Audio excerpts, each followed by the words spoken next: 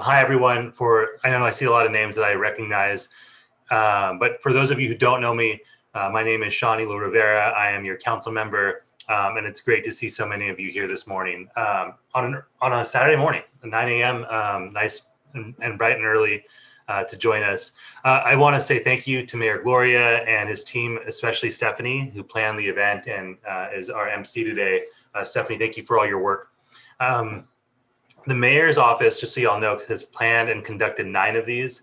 That's a tremendous amount of work, and it's really important. And so I want to make sure that the District 9 team appreciates the mayor and his team's commitment to meaningful community engagement and doing all of these despite all the kind of curveballs that have been thrown his way via COVID and much, much more. So before I throw it over to the mayor, I just want to touch on a few quick wins for District 9 that have happened recently. We passed the budget last month, and I think there were some monumental improvements in this year's budget over past. Couple things in district, new and improved parks like Sunshine Berardini Field, the Choyas Creek Oak Park Trail, and Clay Park in Rolando. And the mayor has a new plan for parks that he's introduced, which is going to ensure that more our district receives more in terms of park funding than it had in the past. Something near and dear to my heart was the establishment of an Office of Youth and Child Success, as well as an Environmental Youth Corps. The mayor was supportive of both of those, and I think that that's going to make a big difference in terms of expanding opportunity for young people here in San Diego. On the more granular level, the district's also going to see new streetlights in areas that badly need them. We're going to see safety improvements throughout the district, but particularly on University Avenue. So all users who of that street are safe on one of District 9's major roads. And there are stretches of that street that are amongst the most dangerous in the county. So that's super important. Finally, on homelessness, which is one of my top priorities, an issue near and dear to my heart, we expanded outreach services, established new partnerships, and are actively working to develop new policies to help get people permanently housed. And I could go on, but I'm sure we're going to field questions about many of these items and homelessness in particular. But I'd be remiss if I didn't thank the mayor for his work on the budget. San Diego's turning a corner in what it prioritizes through the budget and is beginning to invest in communities in ways that residents have wanted and expected for decades. So with that, I'd like to thank the mayor again for setting this forum up, and would now like to turn it over to Mayor Todd Gloria. Mayor, all yours. Thank you, council member, and good morning, everyone. Sean, thank you so much for the introduction and for co-hosting this event with me. I see, like you, I see a lot of familiar names in the participants list.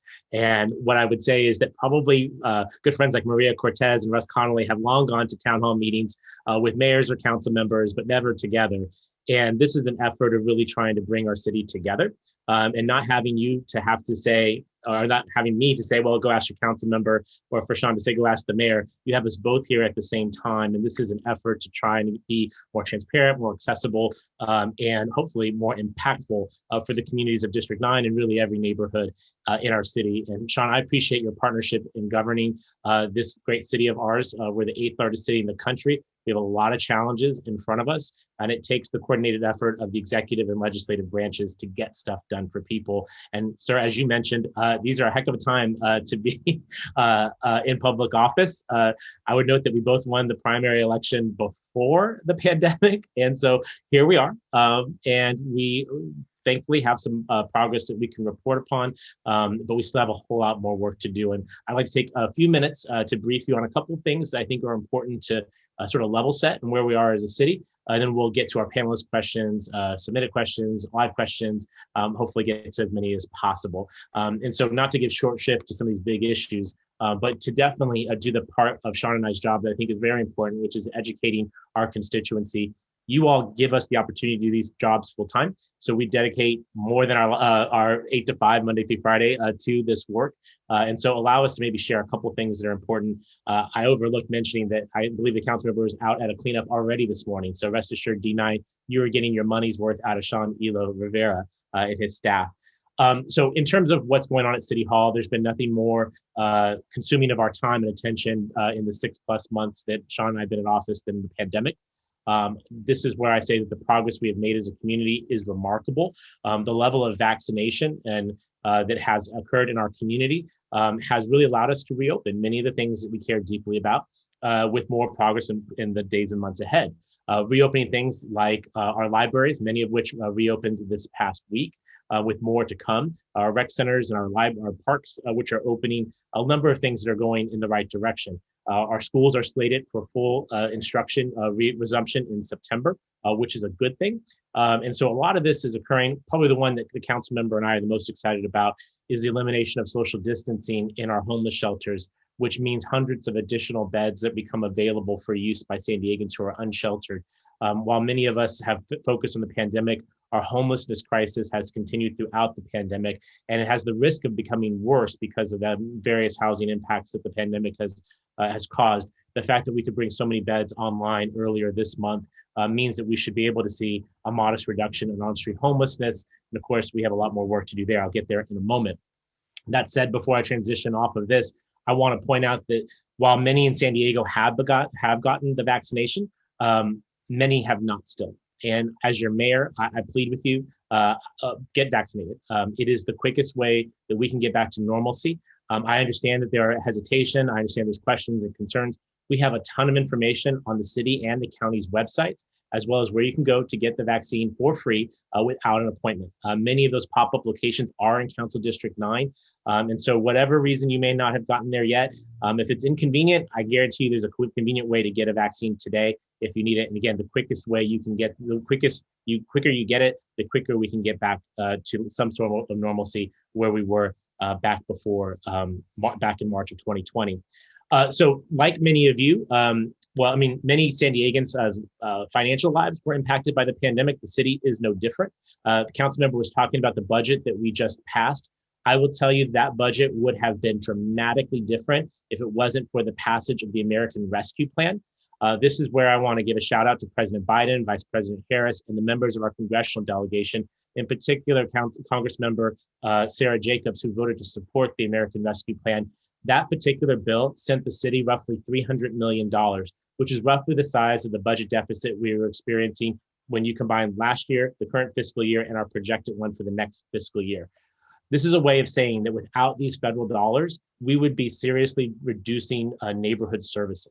So for example, we have had many of our firefighters, EMTs, and lifeguards providing vaccines to San Diegans, over 80,000 of them at locations in Council District 9. Many of those same individuals who stepped up to provide those vaccinations would have received a pay cut or a pink slip without the American Rescue Plan. So again, extreme appreciation to our federal partners for providing that assistance. We would be in a very different place right now if it wasn't for the American Rescue Plan.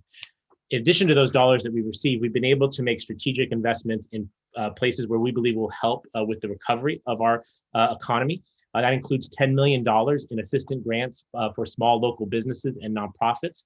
I think many of those are located in Council District 9. These are the businesses that often did not receive previous forms of assistance.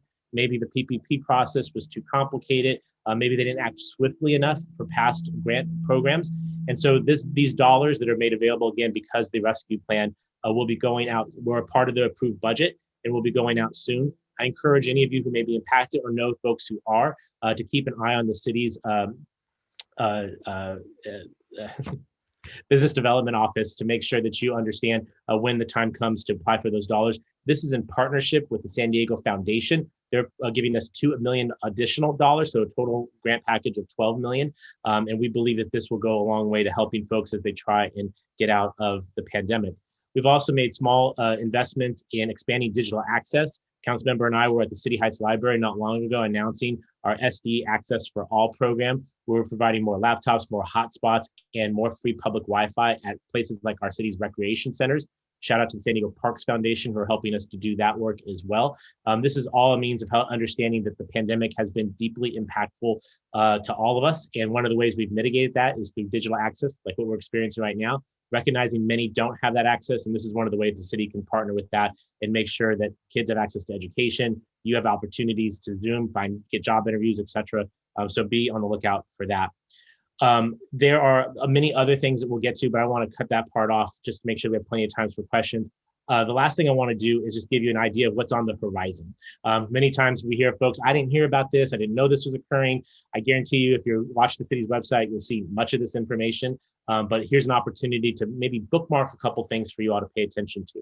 The first one is our regional transportation plan. I serve as the vice chair at SANDAG. This year is our year for updating our regional transportation plan. Folks like our Mid-City CAN and City Heights CDC and others have long been focused on trying to have a more forward-looking transportation plan. I believe the proposed plan is exactly that. This is a blueprint for what San Diego will look like in the year 2050.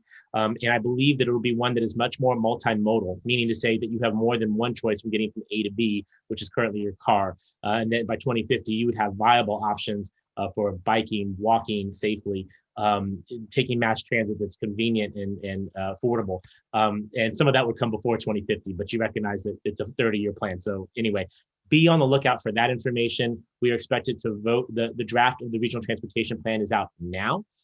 Is time for public comment, and the vote on whether or not to ratify, modify, or reject that plan will be later this year, sometime in the late fall, early winter. Soon we'll be announcing a series of housing initiatives. I mentioned before, our homelessness crisis is bad and potentially could get worse. Our housing crisis, homelessness is a function of our housing crisis and the fact that many people cannot afford to live here. We have done a lot of work in the city to try and increase the amount of housing supply. I am unhappy with the amount of housing that we're providing for working and middle-class San Diegans. And so additional initiatives to try and increase the amount of housing that working people can afford. Try this on for size. How many of you all don't earn enough to afford to live in the luxury housing that too often gets built around this town, but also earn too much to qualify for the programs the city has to offer?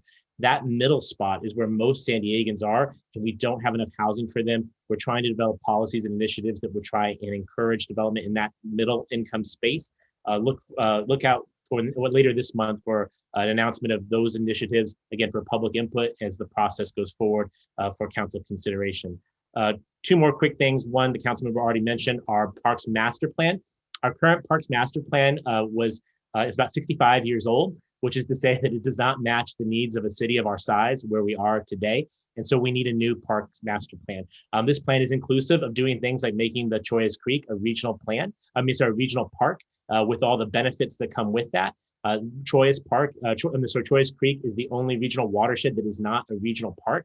The reasons for that are probably obvious and therefore need to be corrected. And with the council member support, we're working to do that with this master plan. But it involves a lot more than that. And so that plan has been introduced. We're seeking public comment now, and we hope to have council's action on it later this year.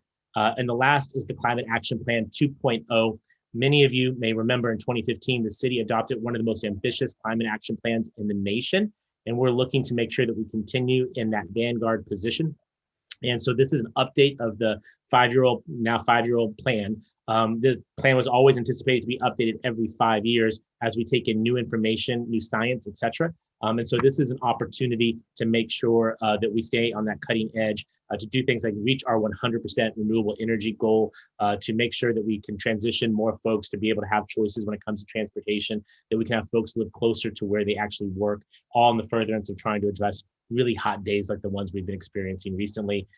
So stay tuned on that front. Again, the vote on that would be later this year, perhaps it was, maybe early next year, depending on how much time it takes us to take in that public input. With all that said, I think that's more than enough educating and advance notifying. And again, this is an effort to be transparent and to everyone here. So we'll go to our panelists. I'll throw it back to Stephanie to help us with the panel conversation. And again, thank you all for being here this morning, and thank you, council member, for your partnership. Awesome. Thank you so much, Mayor and council member, for those words today. So we'll be going into Q&A part 1. And so what we'll do is we'll get started with Imani T. Robinson. She is the chair of the Mountain View Advisory Council and a financial literacy coach for Dreams for Change.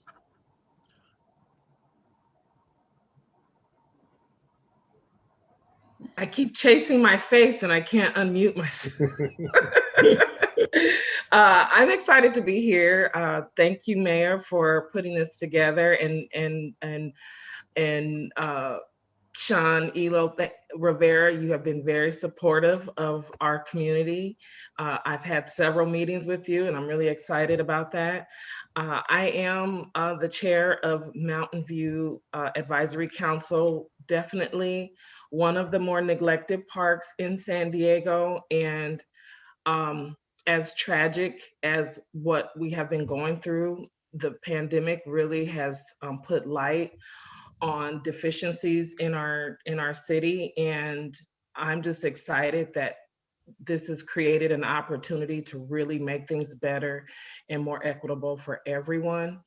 And I'm excited for definitely your plans for the homeless, definitely your plans for the rec centers, because I really would like the effort of getting our youth engaged in the community, giving them opportunities for work and employment. And I see now there are internships that are happening starting next week in our city, and that will create a better future, that we won't have to worry about homelessness and the unsheltered, because they'll have the opportunities that they have, gone without for so long. So I'm really excited, and I'm just here to create equity in our community.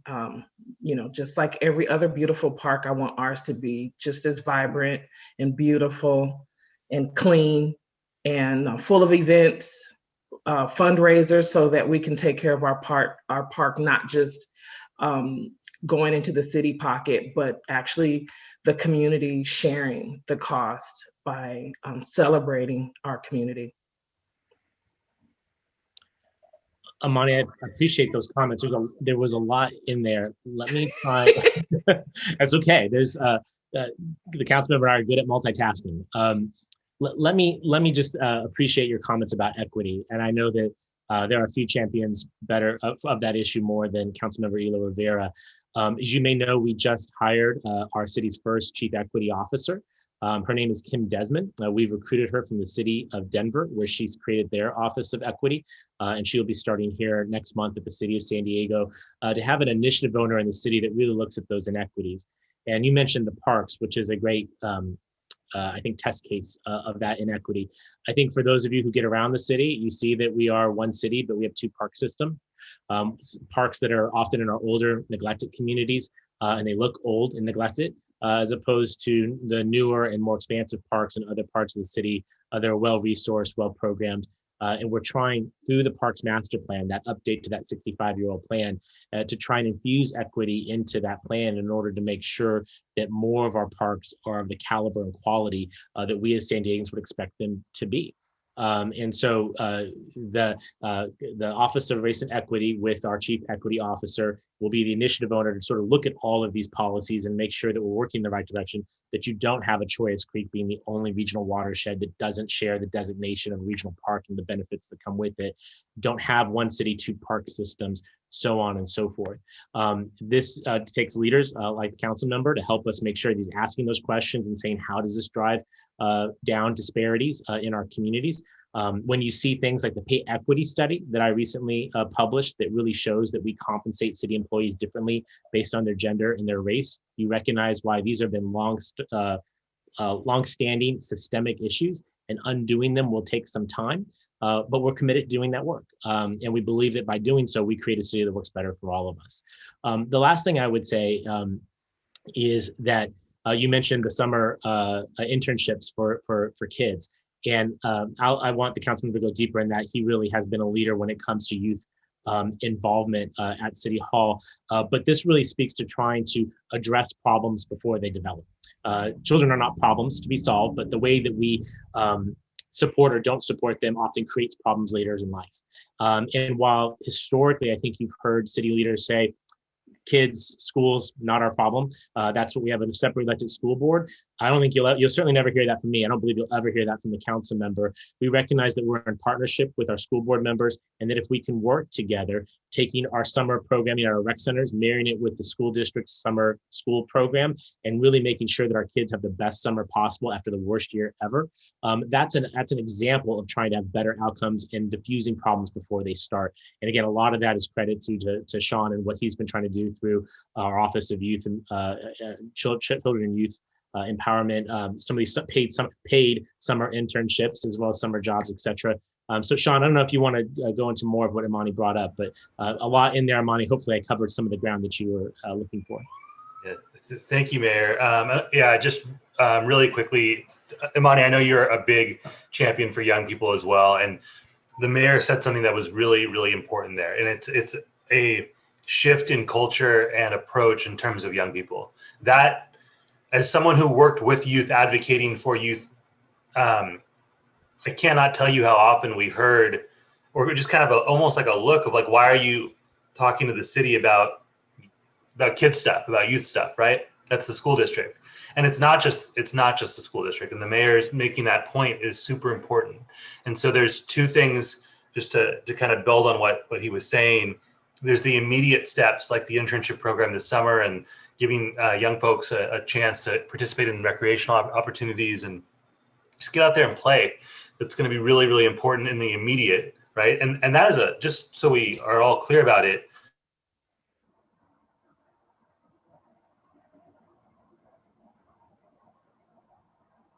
As the mayor was saying, when I took my team on a trip, the one thing that I was 100% sure to do is keep them active the whole time, because even the best behaved young folks, if you don't give them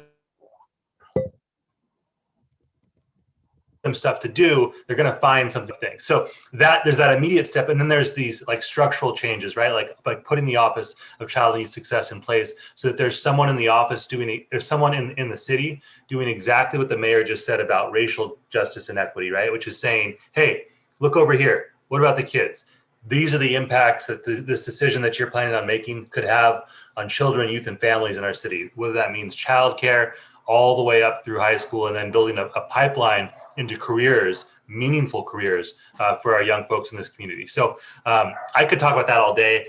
I'm obviously very passionate about young people and making sure that they have the chances to reach their potential. But what I will say, just as a closing, is between the mayor and then we have another great ally in Councilmember Campillo, who's a former teacher as well. I think this is a very, very different place to start from in terms of investing in youth and making these very, very important changes that need to happen in San Diego. Thank you so much for those answers today. So that's a good segue into our next panelist. We have Ana Gonzalez here. She is a City Heights community leader, and I'll be spotlighting her right now. And then this one will go first for Mayor.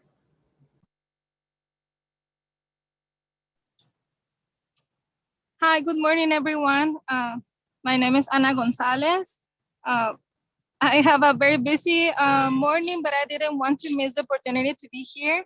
Thank you. I really feel honored to have the opportunity to ask something for our youth.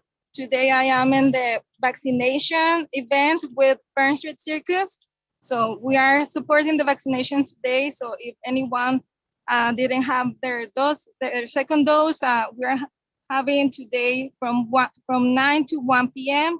and 41st Street and University. So I'm supporting the Fern Street Circus, and we are working so hard to have our community vaccinated.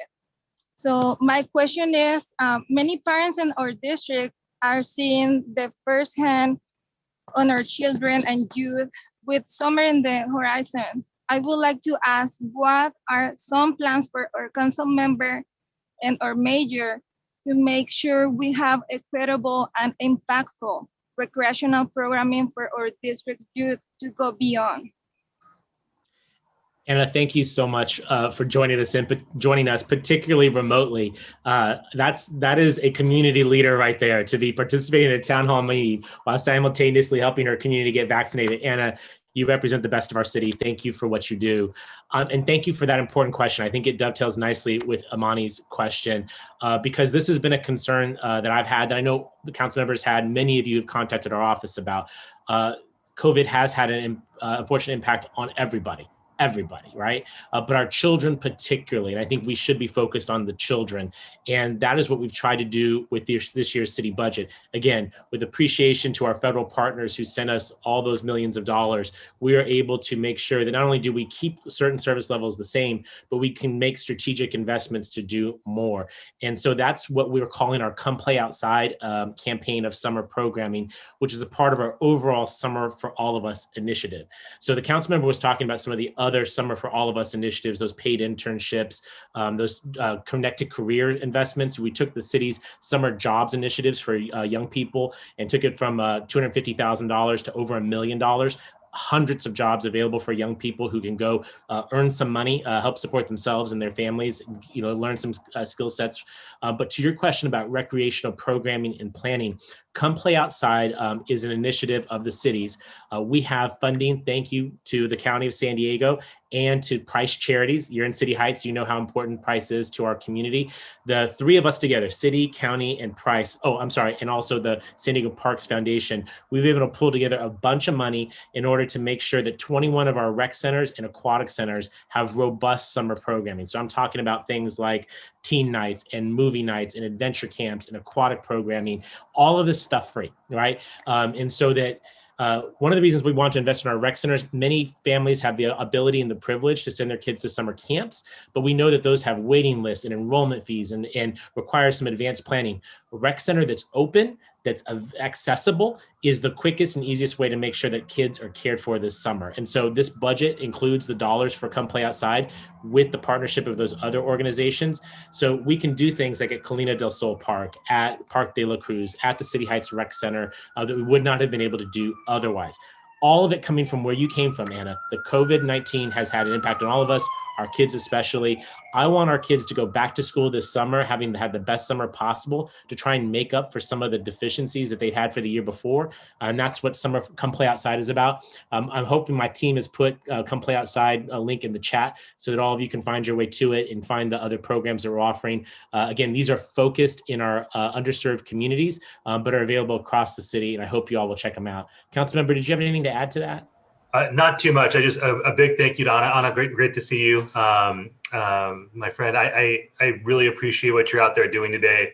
I think the mayor spoke about the cleanup that's happening right now in City Heights. That I think we've got 3 dumpsters filled already this morning. Anna's out there, making sure people get vaccinated. I think that's just a demonstration of a little glimpse of the incredible amount of work that folks in this district do to improve our communities, from the northern part of the district in Kensington, Talmadge, and College area, all the way down to Mountain View and Southcrest. Folks are always working really, really hard to improve our neighborhoods. So Anna, the only other thing I'll add is that I know that the City Heights pool is an issue of concern for you, and know that we're continuing to beat the drum to make sure that gets opened up as well, because it needs to be, just to make sure we have all those opportunities available to neighborhoods throughout the city. But what the mayor is doing on this front is super important for all the reasons that I mentioned before. And I'm so excited to be able to to get out there this summer and see some of this in action, because the added benefit to everything else that the mayor mentioned is we are also going to be rebuilding and resewing the social fabric that was torn apart over the past year plus. And it was not, seniors and our youth, I think, were most impacted from the isolation that occurred, and the mayor is taking definitive action to help sew that back together. And I think that's super important. Thank you so much for that. So we're going to be moving into our third panelist. We have Dr. Brian Helmich he's the chair of the Talmadge Community Council and also chair of Talmadge Maintenance Assessment District. Thank you very much for inviting me here. It's great to be hosted in your forum after hosting you each in mine. Sean, it's great to meet with you twice this week. You may guess, while I'm chair of the Talmadge Community Council and Maintenance Assessment Districts, First and foremost, I'm a scientist. I'm a PhD immunologist, so I want to underscore the mayor's remarks. Please get vaccinated. We're the ones who bring you these vaccines. This one, all of them, they restore economic stability. They restore social function. Please get vaccinated. Mm-hmm. My question today is on the incredibly important topic of housing. Last year's ADU ordinance waived development impact fees for building what would have been permitted as, in effect, corporate-owned multifamily backyard apartment structures. And those really aren't granny flats. They're deep in neighborhoods and, by San Diego's topography, unwalkably far from transit. But the city still requires those same multi-thousand-dollar fees per unit from anyone wanting to build high-density housing directly on transit. Will you each, as mayor and council member, commit to rapidly equalizing those fees to incentivize construction of high-density housing where it's actually transit-oriented and most effectively benefits those residents living in San Diego's new housing, benefits the city and its climate action plan? Ryan, thank you for the question, and thank you for the shout out on vaccines. I think we feel like these don't amount to anything, but I think you probably know that it's positions like yourself, leaders in elected office, and others need to say out and speak out about this. So thank you for lending your voice. I appreciate it. To your specific question, I want to be clear. I support the housing policies that the previous mayor and council adopted. We do have a housing crisis. We have a lack of options for folks at most income levels, except for the very wealthy or the luxury end of the market. We don't have enough housing at the low and very low income levels, but we have even less for folks in the middle income level, and we have to build more housing. Granny flats, ADUs, junior accessory dwelling units, there's a lot of different names. Casitas is one of the new ones as well. We have seen the state pass legislation that cities have had to adopt. San Diego has adopted those things and come into compliance with state law. And then, Brian, as you mentioned, have taken additional steps to try and further incentivize their production. We have seen a result where we go from very few that were being built just a few years ago to several hundred a year being built now. And I think that's a direct reaction to not just the state law, but to the local policies that have been passed. Brian, to change those, I think we'd have to see that we're not hitting the intended results. Meaning to say that you phrased it as corporate housing, as I've seen websites that reference investor profit, et cetera, et cetera.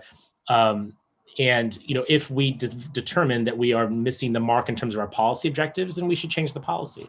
I mentioned earlier that I'm moving forward with some suggestions for the City Council's consideration with regard to trying to increase more housing for working and middle-class San Diegans.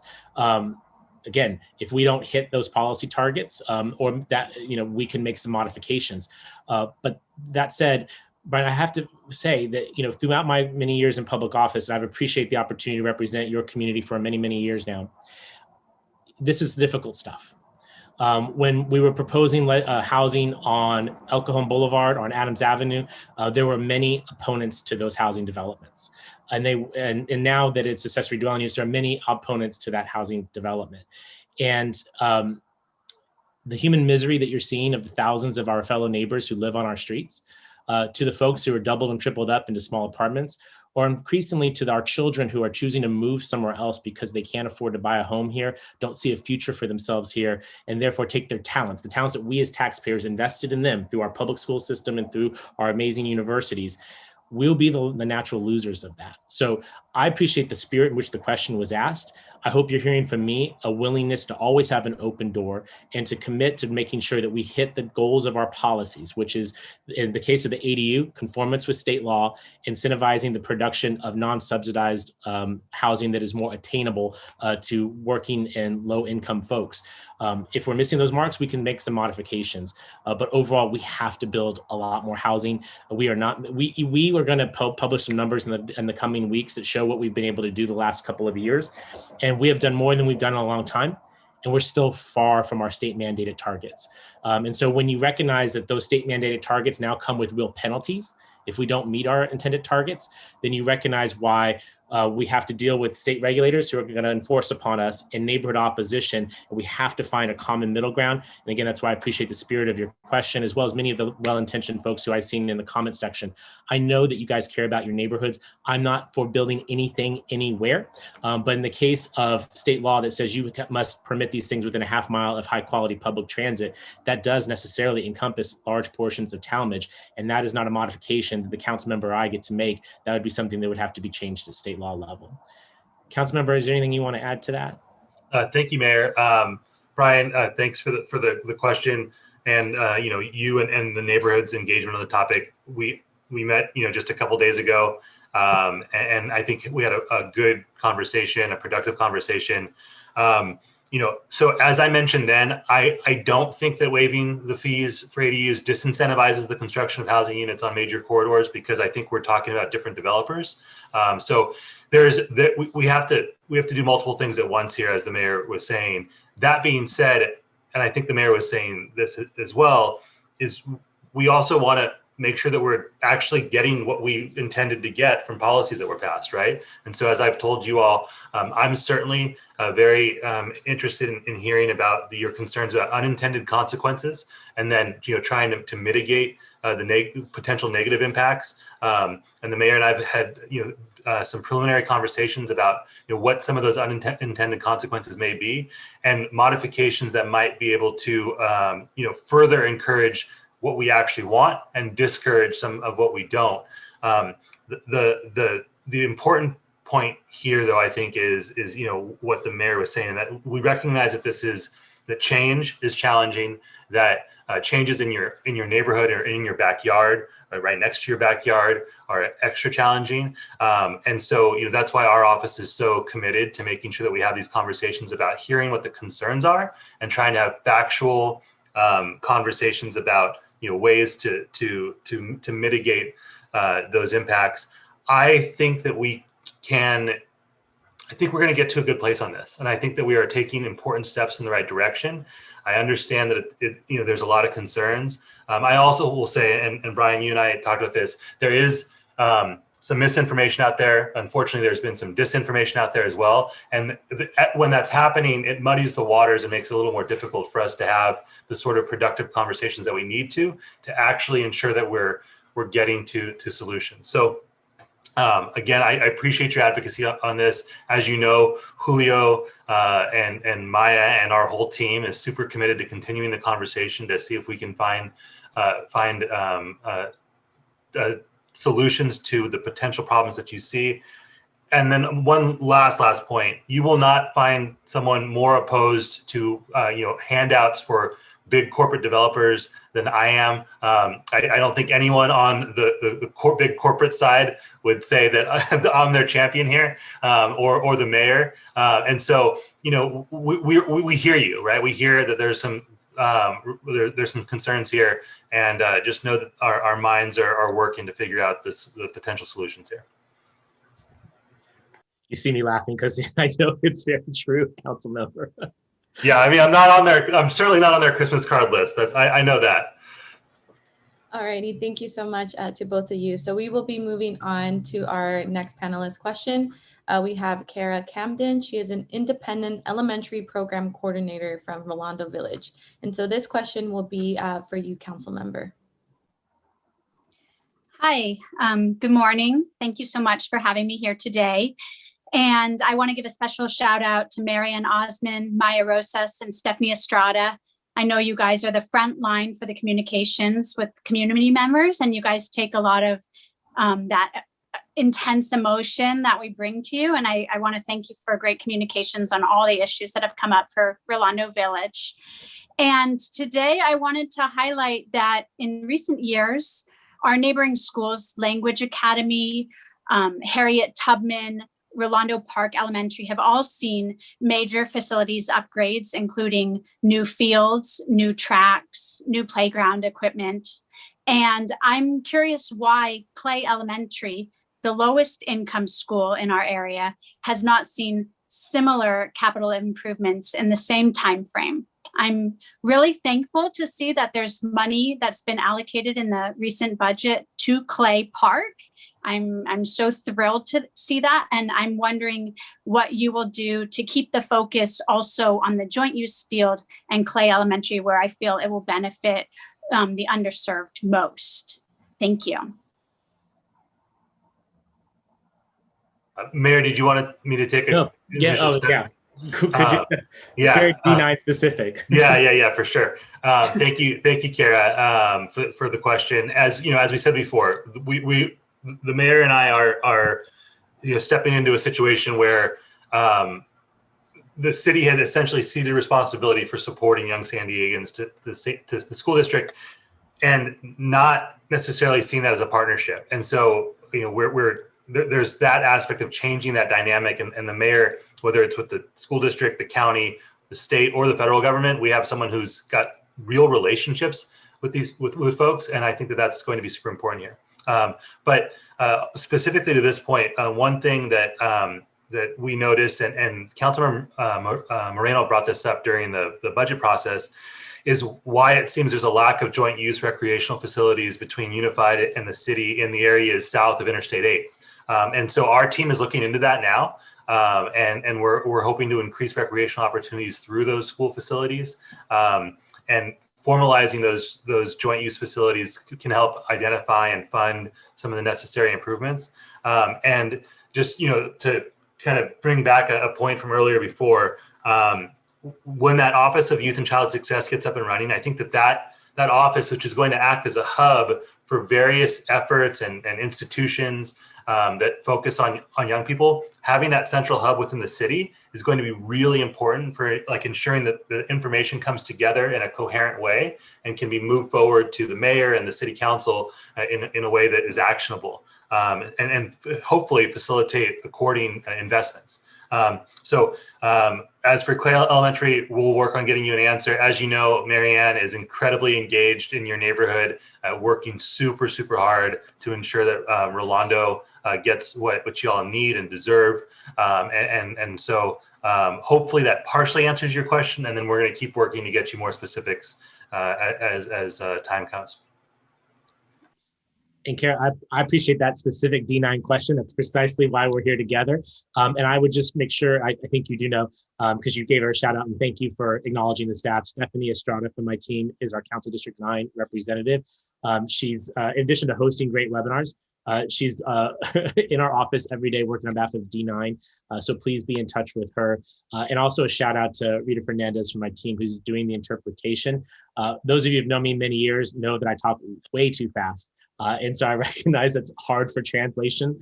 So Rita, thanks for being a champ and helping us out with the translation. The last thing I would say is, Kara, because of your support and interest in parks, I really, again, would ask you and everyone to pay close attention to our Parks Master Plan update. Utilizing joint use fields is largely how we get large advances in park acreage in communities like those in District 9. And they really are a win-win, right? The students get to benefit during the day, the community gets at night and on the weekends. And those have been wonderful in places like McKinley Elementary in North Park that has a fabulous joint use field now. Bernie Elementary, University Heights. I mean, back when I was on the city council, these were really home runs for the community. And I recognize that your community sounds like we have some work still left to be done there. And between Council District 9 office and Stephanie and myself, we'll do our very best to make sure we do right by the folks at Clay. So thank you for that question. Thank you. Awesome, thank you so much. So we're gonna skip into some live Q&A chat questions, just because we want to give an opportunity for members of the public to ask some questions. This one will be for you, council member, specifically. This one was asked by Ray Jara. The question is, plans for consistent seasonal flooding that happens in District 9. So what are the plans for consistent seasonal flooding that happens in District 9?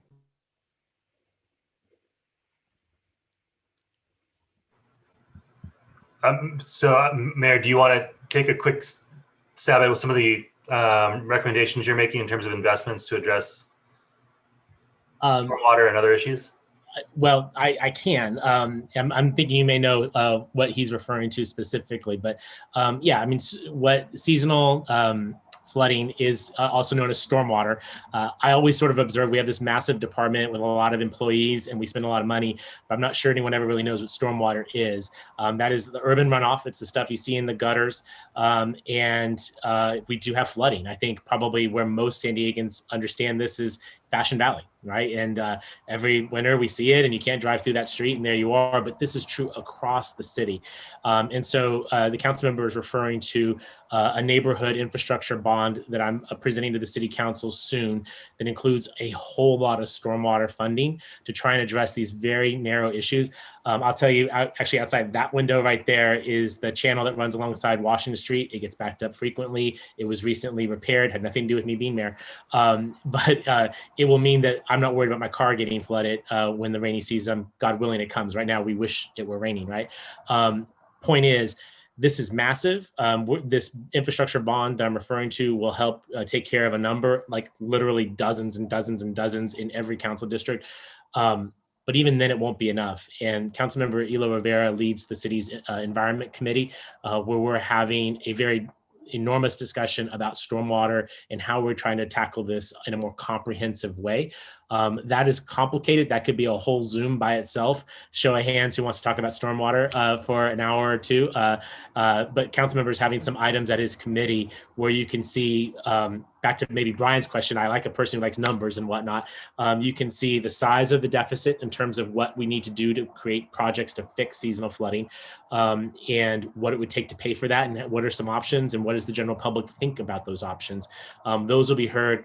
Councilmember, forgive me, I don't know the date off the top of my head, but so we have some short-term relief with that infrastructure bond. We have some long-term planning that we're discussing, and ultimately it will probably require a vote of the people.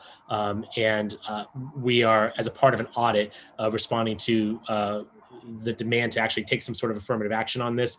We will be doing that very, very soon. Councilmember, I don't know if I did justice by that issue. Yeah, and the reason I asked you to start is because I know that you're actually taking action. So through the commercial paper that you just referred to, right? So the city is going to invest in this, right? And in the ways that we can right now, stop punting on this issue.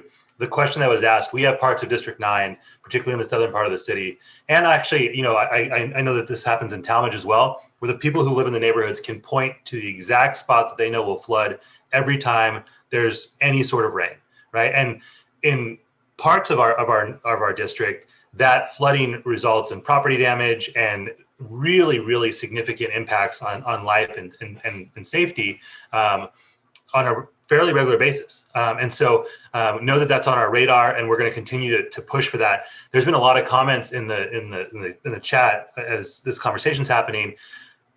As the mayor was saying, it's stormwater is not just pipes, right? So it's also there's green infrastructure. And what's really exciting to me as we have this conversation in the environment committee is investing in a world-class 21st century stormwater system means a greener, more beautiful San Diego that absorbs water, that allows Mother Nature to do the thing that Mother Nature does so well. And then also the byproduct of that is less flooding, cleaner bays, cleaner beaches, all of those great things. So just know that the mayor's taking the action that he can right now. I'm certainly supportive of those actions. And then, as the mayor said at Environment Committee this upcoming week, we're going to have this conversation about the big picture ways the city can go about addressing these needs over the long term. Thank you so much. So we're going to move into another question asked by Lori Saldana, and this one is on homelessness in our city as well as in our district. When will SDPD sweeps of unsheltered people stop and provisions of services begin?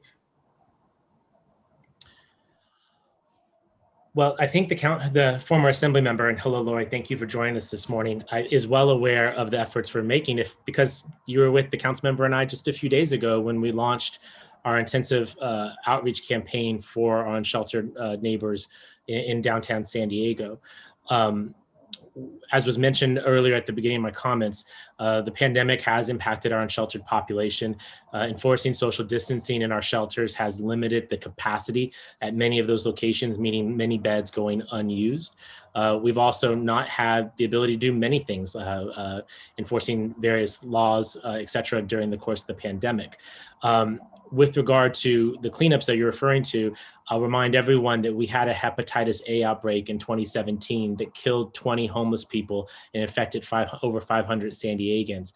And that the cleanups that are performed largely in downtown San Diego, but in other parts of the city, are necessary for making sure that folks have some sanitation access in order to prevent that from happening again.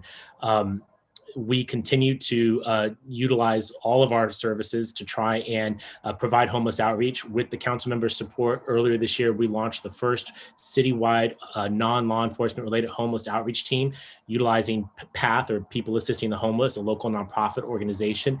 They're operating in all 9 of our city's council districts, and the budget that we just adopted dramatically increased the funding for that particular effort in order to have more workers go out doing this work, more hours and days of the week. We'll continue to do that work because outreach of that kind is a best practice and is what we know builds rapport, builds trust, and helps to actually transition people from the streets and into longer term housing opportunities. The trick here, of course, is to make sure that we have housing opportunities to offer to people. And much of the conversation has been around housing and whether or not we're producing more homes or not. And so that's a part of the work that Councilmember and I must do in order to make sure that we have viable options to provide for people. This is difficult work. It is not in any way easy. I want to be clear in saying that if you violate the law in the city of San Diego, we need to enforce the law, and that applies to people who are housed and those who are unhoused.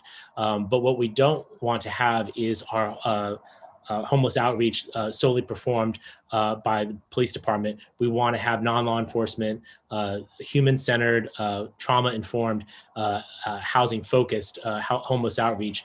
And that effort with PATH, again, launched back in March. This new budget that started on July 1 increases the amount of funding for that. And we're concentrating that work in downtown San Diego right now for a month to make sure that that high concentration of unsheltered people is addressed with these additional beds that have come online. And last thing I should probably say here, because I think it's important to hear from someone in a job like mine, the number of unsheltered people in our city is absolutely unacceptable. And the conditions that many of them are living in, and I'm thinking about like streets like 16th and 17th Street in downtown San Diego, along the Choias Creek bed, along many of our city's freeways, are absolutely unacceptable. And we have to build more homes that these individuals can live in order for them to get off the streets permanently.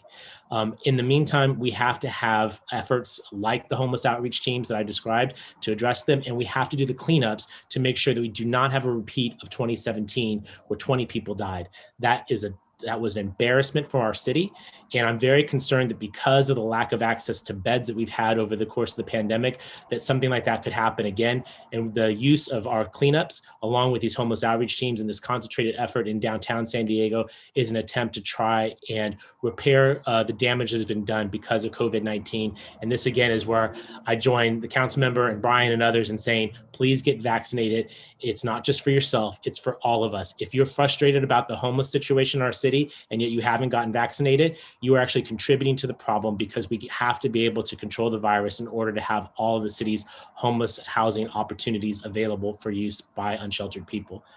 Councilmember, I don't know if there's anything you want to add to that. I know you're as passionate, if not more so, about this issue than I am. Yeah, thank you, Mayor. I think that the question in the chat speaks to the complexity of this. I mean, the level of frustration, which we understand, this is an issue that impacts everyone, right? There's a health component, there's a safety component, so humanitarian aspect to this. I've mentioned before that this is an issue of personal importance to me because of my own experiences, both growing up and as a law student here in San Diego.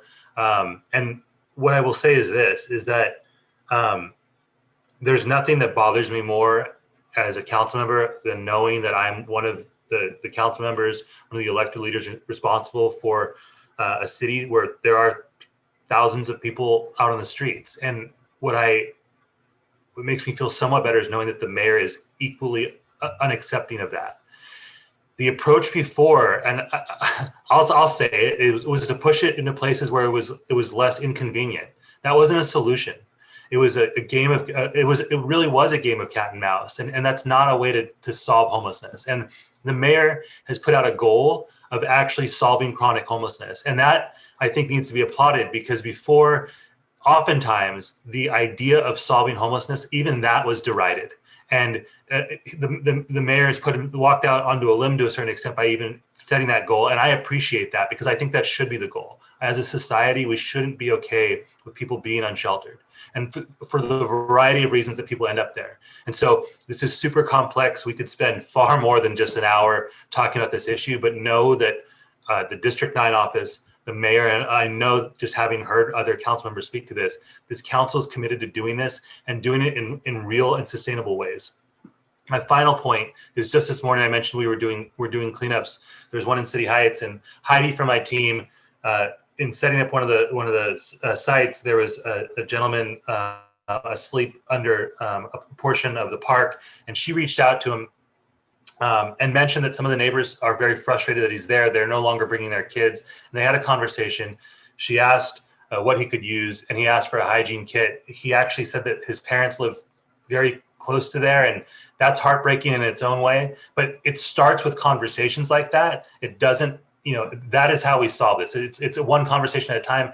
And look, folks, I get it, that's not good enough. You want to see this improve immediately. But we're interested in solving the problem over the long term, not just doing things that are going to make things look better for a week or two, for all the reasons that the mayor mentioned. And we need your collective support on this. As a city, and I know the mayor said this as well, we will never be what we can be so long as we have so many people unsheltered. And so I'm deeply appreciative for his commitment to doing this the right way and doing this in a real way. And know that I just couldn't be more invested in seeing us do this than I am. And we're committed. That's all. Stephanie, just before, thank you for those comments. But just before, I've seen a lot of comments about mental illness and substance abuse relative to homelessness. Well aware. And I think, as you all know, the city has historically provided shelters. And the county has a Health and Human Services agency with jurisdiction over mental health and substance abuse issues. One of the pieces that needs to be mentioned this morning is the collaboration between the city and the county that is really unprecedented. Rarely, and I was at the city for 8 years. I've been in the city my whole life. We have not always worked well together.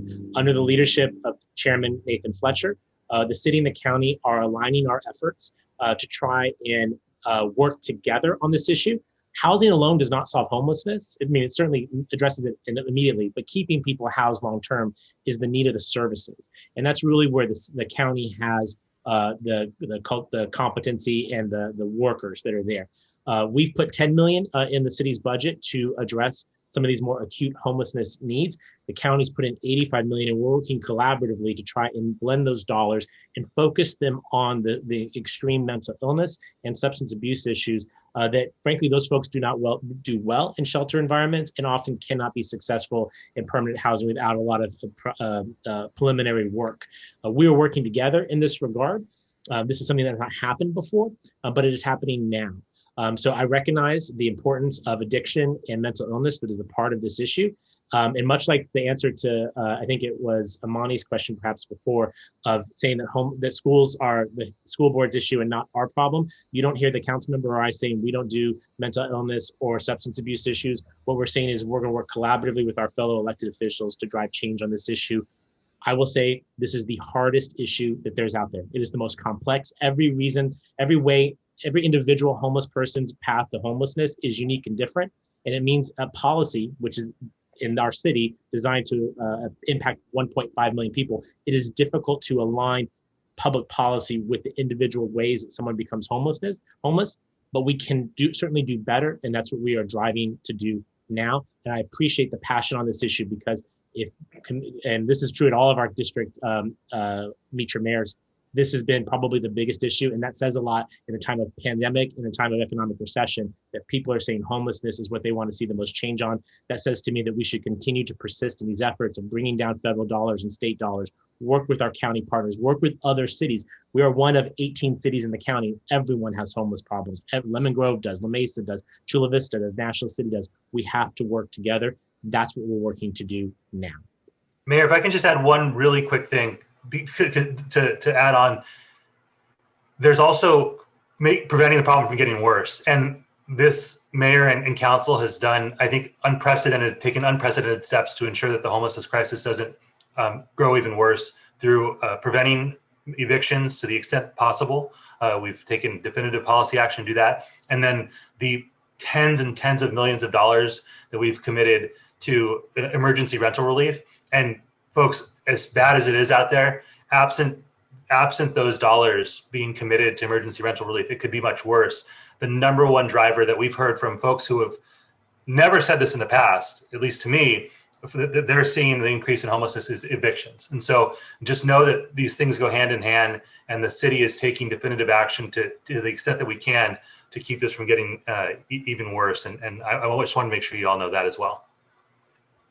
Awesome. Thank you so much to you both. I appreciate the time that you all had here today. And I do see my good friend Russ mentioned in the chat if we will be responding to those questions that were pre-submitted and in the chat. And between our office and District 9 office with Brendan, we will be answering each of these questions for you all. So thank you so much for the time that you all had today. Have a happy Saturday. We're sharing this screen so you guys can have access to emails.